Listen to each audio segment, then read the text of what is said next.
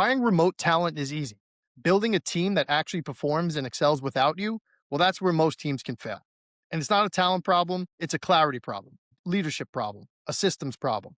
Today, I'm joined by Scott Rammage, founder of HireVP, to break down what actually makes remote teams work. Let's take a look. All right, welcome back, everybody, to another episode of Makes Remote Work. Today, I am joined by Scott Ramage, CEO of HireVP, helping founders build trusted teams and reduce founder dependency through staffing. Scott, welcome in. Thank you, John. Good to be here. Yeah, happy to have you here. We've talked a couple of times in a row. I've met the team. Really excited to, chat with you here about HireVP and how you view and operate in remote work. Before we dive into it, for anybody listening, can you give me a brief overview of HireVP and maybe how the team differentiates itself from other staffing agencies? Absolutely. So we work in the remote uh, job market, if you will. So a lot of people will say VAs, but we have the name Hire VP for virtual professionals. So we recruit and support integration so that the work actually sticks. We look for individuals that have experience already and work the exact hours that our clients work. So it's all about finding thinking partners, if you will, as opposed to just to doers. You obviously operate or talk to a lot of remote teams or hybrid teams, right? Yeah. Do you see any sort of common ground there between the ones that scale successfully or the ones that slowly fall apart? Like, what's usually some things that they're doing right or wrong? Ambiguity is the biggest problem with any team, but it's an extra problem with remote teams. So, a solopreneur that turns into a business owner, they built everything on themselves and they've done everything themselves, have a very hard time of communicating and articulating exactly what they want as the outcome. And so that seems to be the biggest issue with remote work at any point is you're not sitting there looking at someone in the eye and correcting as you go. Well, you should be. That's why there's tools that make it so much better. But it's a lot of times when people hire remote, it's just out of chaotic need, and they don't have a role defined. They don't have those like what is the goal of this thing that we're doing. And so instead of acting in chaos, acting with direction and hiring people that actually know what their role is, know what a defined success looks like ongoing. Because when you do that, you create someone who actually starts to solve problems. And like I said, it becomes a thinking partner because they see a big picture and they see how they fit in that. So, if I was a founder listening to this and I was stuck doing everything myself, or at least felt that way, what would be probably the first move I would make that would kind of help me guide me down the right path?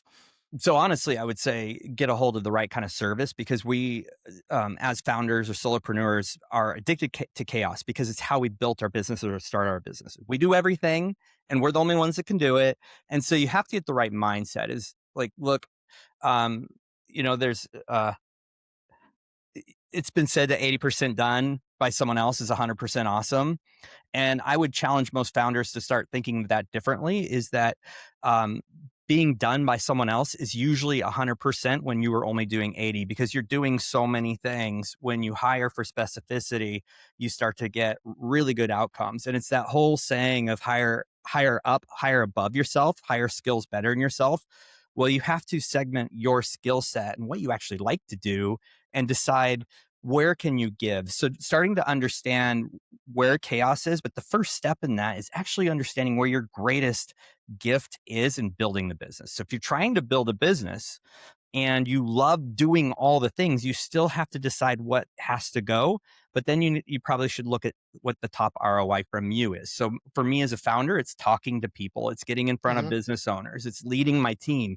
If I'm doing interviews and assessments and reviewing applications and all of the little steps, I don't have the time to effectively do those things, actually move the needle a very large amount in my company. So as a founder, I have to understand where my superpowers are, where I get energy, and where the ROI is based on where I want to go with the company. Now, shift it over to your company, right? You just mentioned, founders live in chaos. There's always things going on. There's a thousand things happening a minute. How do you, maintain the chaos with your team? Is there any daily habits you have that keep things running smoothly? Like, is there some things that are non-negotiable? Like, how do you manage the team? Yeah. Well, number one, Rome basically has done an incredible job is it's kind of wrapped everything that I've built for the last 6 years working with fully remote teams. Even my US based are all remote. And that is consistent access, eye to eye language and communication. And like that, I guess I would call it like a sense of office work. We have like even every single VP that works for our clients, whether our client has one or 15 or 25 or 35, the rule is HireVP rule is 10-minute response time. And so it's like you can walk down the office, knock on a door and say, see you in my office in 10 minutes. It's if I send a message, it's part of our culture, part of our expectations with the hundreds that we have out there that 10 minutes is like the max. And Mhm. so it's that be present always, where and I've always had that from the very beginning. And so it's daily check-ins. It's not very time consuming. It's messaging in the middle of the day. Hey, how are things going? Asking about family, asking about personal things. I love on Rome. There's Spotify so they can see what I'm listening to and vice versa. There's game rooms, Yep. there's break rooms. That's what my team all talks about. And I'm all like, I can see where they're at all times, right? So I'm literally like in a glass office. Yeah. And but we built that very early on, and we've had to really work with a lot of our clients on how do you maintain a working relationship that is super powerful, has a very high culture touch, very they're dialed into core values. There's a lot of elements around that, but uh, connection is where all this. And I had a coach that says ambiguity is uh, now I can't. But he said basically, let me wrap this up. He says clarity is kindness, and if we're not sure what someone's doing, or we're thinking maybe they're not working, all those elements create ambiguity, which Mhm. adds confusion and frustration and can separate really easy. And I think that's where most remote teams and companies in general suffer is they start to let their own dialogue take them somewhere they don't actually have proof of. Yeah, I think that's really well said, and also that Spotify integration you mentioned, some people are terrified of that, so, it goes both ways. I mean, me personally, I love it, but it is always fun to catch somebody listening to, like, Disney show tunes in the middle of the day or something like that. Okay, so, another thing that remote work kind of, lends itself to is that you get to also have other aspects of your life be more prominent. I know for you, I was reading your media kit and I was just doing some research online. You highly emphasize faith, family, fitness, and freedom. Um, has remote work truly made those more accessible for you, or is that more just an idea? It's absolutely made it more accessible, and I believe that makes it more accessible for my team.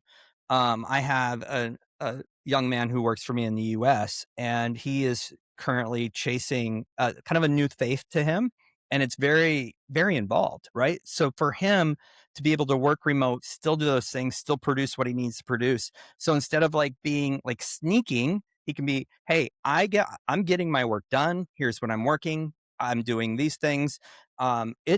It creates such an incredible way to operate. And for me as the founder, I'll tell my team all the time, I go out for walks. If I'm stressed, if I'm tired, I will go for a walk. You won't be able to get a hold of me.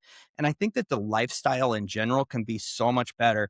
And I just remember working in offices where someone comes into your office and they sit there for an hour and nothing's being done. And this is so common, right? Or you go for, Yeah, you're frustrated, and then you go vent with somebody. I tell a lot of my clients is there's so much less uh, problems and chatter in remote work. It's wild. Now I know it happens, but it's just less. Someone's not there to hear every single whim and confession. And even though we're touching base a lot, we're not seeing someone break down in front of us either, right?